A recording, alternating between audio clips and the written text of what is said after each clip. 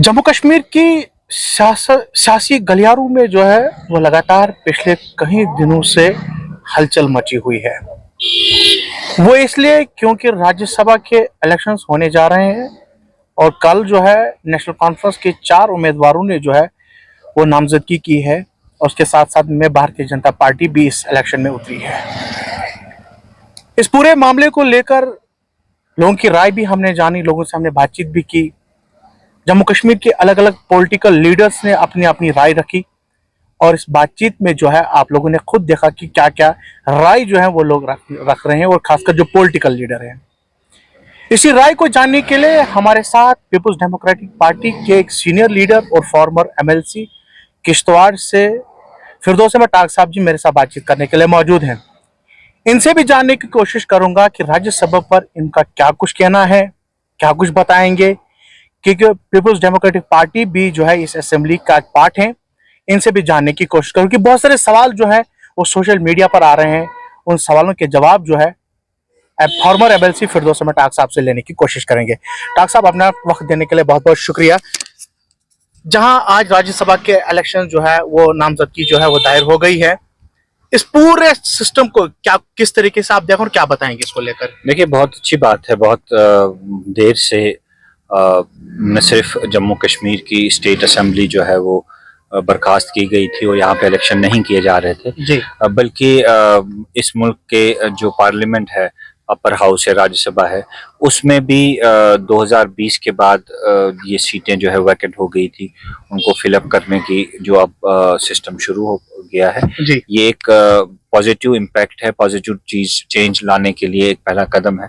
और हमें उम्मीद है कि जो नए राज्यसभा मेंबरान जो है वो पार्लियामेंट में जाएंगे, वो जम्मू कश्मीर की बात करेंगे, जम्मू कश्मीर के लोगों की बात करेंगे जी। और जिस चीज के लिए उनकी पार्टी और उनकी जमात और उन लोगों को जो ये रोल दिया जा रहा है, वो उस रोल पे पूरा उतर पाए। टाक साहब, एक बहुत बड़ी जिम्मेवारी जो है वो नेशनल कॉन्फ्रेंस जो है वो खिताई चुनाव के जिला किश्तवाड़ के नेशनल कॉन्फ्रेंस के कदावर लीडर हैं, सीनियर लीडर हैं नेशनल कॉन्फ्रेंस के सजाद अहमद किचलू को भी जो है इस रेस में जो है वो दौड़ाया गया है। इस पर आप क्या बताएंगे? देखिए, बहुत अच्छी बात है। खिता चुनाव को राज्यसभा में फिर से एक बार रिप्रेजेंटेशन मिल रही है। मुझे लगता है कि 80s में पहली बार किश्तवाड़ से ओम मेहता जी जो है वो यहाँ से बहसते राज्यसभा मेंबर मरकज में गए। उसके बाद वो काबीना का हिस्सा बने और आज इतनी दिहाइयों के बाद भी उनका नाम जो है लोग फख्र से लेते हैं। उनका एक बहुत बड़ा कंट्रीब्यूशन किश्तवाड़ की डेवलपमेंट और अपलिफ्टमेंट को लेकर है और यही जिम्मेवारी जो है अब किचलू साहब पर अपनी जमात और लोगों की तरफ से आयद हो रही है। मैं इसका खैर मकदम करता हूं और उनको मुबारकबाद देता हूं कि उनको अल्लाह ने जो है एक बहुत बड़े रुतबे से नवाजा है और हम उम्मीद करेंगे कि वो अगर ओम मेहता न बन पाए, लेकिन ओम मेहता जैसा अगर वो काम जिला किश्तवाड़ के लिए कर पाए, जिला किश्तवाड़ की आवाम के लिए और खास न सिर्फ किश्तवाड़ बल्कि पूरे खित्ता चनाब की जो आवाम है वो इस वक्त पसमानदा है, वो उनके इश्यूज भी जो है वो एड्रेस नहीं हो पा रहे हैं और उस सिलसिले में हम तो उम्मीद यही करेंगे कि किचलू साहब उन उम्मीदों पर पूरा उतर पाए। हमारी तरफ से उनको नेक ख्वाहिशात। डॉक्टर साहब, एक और अहम सवाल रहेगा, जहां कल जो है चीफ मिनिस्टर उमर अब्दुल्ला साहब का एक स्टेटमेंट बाहर आता है। उन्होंने कहा कि आज पता चलेगा कि भारतीय जनता पार्टी को कौन लोग सपोर्ट करने वाले हैं। यानी उन्होंने सीधे सीधे जो है बाकी जितनी जमातें यहाँ जम्मू कश्मीर के अंदर है, चाहे पीपल्स डेमोक्रेटिक पार्टी हो या जो इंडिपेंडेंट कैंडिडेट्स हो या बाकी अन्य जो पार्टियां यहाँ हैं, उन्हें साफ तौर पर यह कहा कि जो लोग, क्योंकि 2 वोट्स भारतीय जनता पार्टी को चाहे 1 सीट जीतने के लिए, उन्होंने कहा 1 सीट भी नहीं ये जीतेंगे। मतलब साफ उन्होंने यहाँ की जम्मू कश्मीर की जितनी भी पॉलिटिकल पार्टीज है उनको उन्हें यह बताया कि जो भी उनको वोट करेगा, मतलब साफ है उनका कोलेशन आज भी चल रहा है। देखिए, उमर साहब तो इस चीज का इंतजार करेंगे कि वो अब इलेक्शन में कौन लोग एब्सटेन करेंगे, कौन किसको वोट डालेगा, उससे वो ये अक्कासी करेंगे कि कौन बीजेपी के साथ है, कौन बीजेपी के खिलाफ है। लेकिन जम्मू कश्मीर की आवाम ये बहुत अच्छी तरह जान चुकी है पिछले 1 साल में कि भारतीय जनता पार्टी के साथ असल में कौन सी जमात है और भारतीय जनता पार्टी के जो इंटरेस्ट है जम्मू कश्मीर में उनको कौन सी जमात वॉच कर रही है। आप जब भी इलेक्शन आते हैं उमर साहब और उमर साहब की जमात जो है वो हमेशा एंटी बीजेपी पोस्चरिंग करके उनको लगता है कि अवाम जो है वो बहुत खुश होगी, लेकिन अवाम उनका कंडक्ट, उनका पोस्चर, उनका जो एक रवैया है अवाम के लिए, इस हुकूमत के लिए, मरकज के लिए, बीजेपी के लिए, वो सब समझते हैं। इलेक्शन में जब भी चाहे असेंबली के इलेक्शन आए, पंचायत के इलेक्शन आए, आप एक राग अलापते हैं, लेकिन उसके बाद यही उमर साहब हैं जो बुकेज लेकर जो है मरकज के मिनिस्टरों से मिलते हैं, आरएसएस के लीडरों से मिलते हैं, क्लोज डोर मीटिंग्स होती हैं। और इवन देन की इस इलेक्शन में उन्होंने कांग्रेस को भी सेक्रीफाइस कर दिया कि सिर्फ इसलिए कि भारतीय जनता पार्टी नाराज ना हो, भारतीय जनता पार्टी खुश हो। ये जो पूरा इलेक्शन का सिलसिला जिस तरह से नेशनल कॉन्फ्रेंस ने अपने एलाइज के साथ बात करने के बगैर ही उन्होंने कैंडिडेट्स अनाउंस किए और राज्यसभा में ये इंश्योर किया कि कांग्रेस की एक सीट ऐड ना हो। डॉक्टर साहब, मेरा ये अगला आपका सवाल, मेरा यही अगला सवाल था कि जम्मू कश्मीर में सरकार जो है वो कांग्रेस ने और नेशनल कॉन्फ्रेंस में मिलकर बनाई, मगर जब राज्यसभा में भेजने की बात आई या कैबिनेट मिनिस्टर बनाने की बात आई तब कांग्रेस को जो है कहीं मौका नहीं दिया जाए। कांग्रेस की जो लॉबी है वो काफी खफा है नेशनल कॉन्फ्रेंस से, उस पर आप क्या बताएंगे? देखिए, कांग्रेस को ये बात अब खुद समझनी होगी और खुद इस चीज की असेसमेंट करनी होगी कि वो कहाँ स्टैंड करते हैं इस कोल्यूशन में। इलेक्शन में दो किस्म की अलायंसेस होते हैं, एक प्रीपोल अलायंस होता है, एक पोस्टपोन अलायंस होता है। प्रीपोल अलायंस में जब दो पार्टीज मिलकर इलेक्शन लड़ते हैं फिर उनका जो नेट रिजल्ट होता है कि वो कितनी सीट ला पाती हैं उस पे उनका शेयर गवर्नमेंट में नहीं होता। उमर साहब ने या नेशनल कॉन्फ्रेंस ने जो सीटें ली उसका बहुत एक चंक जो है वो सिर्फ इसलिए ले पाए क्योंकि उनका अलायंस कांग्रेस के साथ था। कांग्रेस अपने नंबर चाहे बढ़ा नहीं पाई, लेकिन नेशनल कॉन्फ्रेंस की सक्सेस के पीछे सबसे बड़ा जो वजह थी कि वो नेशनल कॉन्फ्रेंस एक मैसेजिंग उन्होंने वो कर पाई कि वो इंडिया अलायंस का हिस्सा है और भारतीय जनता पार्टी के खिलाफ इलेक्शन लड़ पा रहे हैं।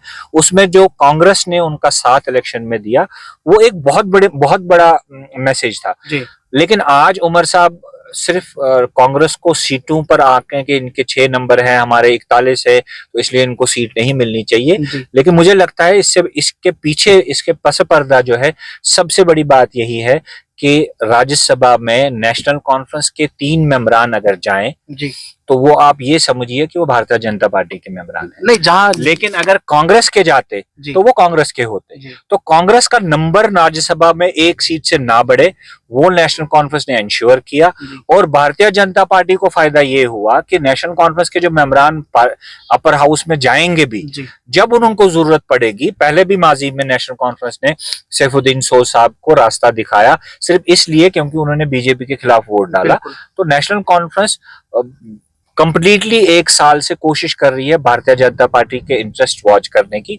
मुझे लगता है ये उसी का एक हिस्सा है कि कांग्रेस को बाहर रखना, नेशनल कॉन्फ्रेंस खुद 3 सीटों पर कंटेस्ट किया, 4 सीटों पर कंटेस्ट करना, ये एक बहुत बड़े गेम का हिस्सा है जो यहाँ की आवाम को समझ आ रही है। डॉक्टर साहब, एक और अहम सवाल आपसे रहेगा। अब नामजदगी तो हो गई है, 4 लोग जो है वो नेशनल कॉन्फ्रेंस के उम्मीदवार जो है वो ग्राउंड में है, मैदान में है, भारतीय जनता पार्टी भी दूसरी साइड है। आपसे ये जानने की कोशिश करूंगा, जो एमएलए पीपुल्स डेमोक्रेटिक पार्टी के हैं, लोग ये अभी भी सोच रहे हैं कि वो किसको वोट कास्ट करेंगे। पार्टी में आपका भड़का दे, पार्टी में बड़े अरसे से काम कर रहे हैं, पीपुल्स डेमोक्रेटिक पार्टी के जो आपके जो लेजिस्लेटिव हैं वो किसको वोट करेंगे और क्या कुछ करेंगे आने वाले कल में, क्या कुछ रणनीति निभाई है? देखिए, ये जो इस बात का फैसला होना है वो मैं पार्टी का एक अदना सा वर्कर हूँ, मैं वो फैसला तो खुद नहीं कर पाता, लेकिन मैं पार्टी का जो स्ट्रक्चर है, पार्टी ऑर्गेनाइजेशन का जो पॉलिटिकल अफेयर्स कमेटी है, ये डिसीजन पॉलिटिकल अफेयर कमेटी ने लेना है, हमारी सदर मोहतरमा ने लेना है कि क्या हमारी पार्टी जो है वो इस इलेक्शन में हिस्सा लेगी, किसको वोट डालेगी, किसको वोट नहीं डालेगी। ये जमात का फैसला होता है और जमात अभी टाइम है, इलेक्शन जो होने हैं उसमें टाइम है। मुझे उम्मीद है कि तब तक कोई फैसला इस सिलसिले में लिया जाएगा। चलिए जी, बहुत बहुत शुक्रिया। ये फॉर्मर एमएलसी फिरदौस अहमद टाक साहब मेरे साथ बातचीत कर रहे थे। पीपुल्स डेमोक्रेटिक में काफी अरसे से काम कर एक बड़े कद के लीडर भी हैं, जिन्हें आप अक्सर जो है वो देखते हैं कि लोगों की बात करते हुए नजर आते हैं। आज कुछ मुद्दों पर हमने राज्यसभा के इलेक्शंस हुए, नामजदगी हुआ है, उन सभी चीजों को लेकर जो है हमने बातचीत की। खासकर किश्तवाड़ जिला से ये भी ताल्लुक रखते हैं और जिस जगह के टाक साहब रहने वाले हैं उसी जगह से जो राज्यसभा में इलेक्शन लड़ने जा रहे हैं सजाद अहमद किचलू जो है वो इसी जगह से जो इसी जगह के रहने वाले हैं। उन पर हमने सवाल इनसे किया कि टाक साहब का इस पर क्या कुछ कहना है, तो टाक साहब ने इस पर साफ तौर पर कहा है कि सजाद अहमद किचलू साहब अगर ओम मेहता साहब के बाद अगर ओम मेहता जैसा तो नहीं बन सकते हैं, मगर ओम मेहता जैसे काम करने के लिए जो है वो सजाद अहमद साहब जो है वो कोशिश कर रहे हैं। और उन्हें यह भी बताया कि यह खुशाइनी की बात है कि जो नेशनल कॉन्फ्रेंस ने उन्होंने खासकर चिनाब बेल्ट और खासकर किश्तवाड़ को जो है एक रिप्रेजेंटेशन दी है। ये खुशाइनी की बात है और किश्तवाड़ के काम जो है वो आने वाले दिनों के अंदर जो बड़े तेजी रफ्तारी से होंगे। उसके साथ साथ में जो पीपुल्स डेमोक्रेटिक पार्टी पर यह कयास लगाई जा रही थी कि जो पीपुल्स डेमोक्रेटिक के एमएलएज हैं वो आने वाले काल में जो है वो भारतीय जनता पार्टी को, जो आप सोशल मीडिया के ऊपर देख रहे हैं कि वो भारतीय जनता पार्टी को वोट करेंगे, उसको लेकर जो है हमने जो फिरदौस साहब टाक साहब ने ये सवाल किया तो उन्होंने कहा कि अभी इस पर जो है कोई टिप्पणी नहीं की जा सकती है कि पीपुल्स डेमोक्रेटिक पार्टी के जो लेजिस्लेटिव है वो इलेक्शंस में पार्टिसिपेट करेंगे या नहीं करेंगे, वो जो है पार्टी के हाईकमांड्स को लेकर जो है ये सब बातें जो उन तक रखी जाएंगी। जो वो फैसला लेंगे वो हर एक को जो है काबिल कबूल होता है। फिलहाल आज के लिए इतना ही, हमें दीजिए इजाजत। अल्लाह हाफिज।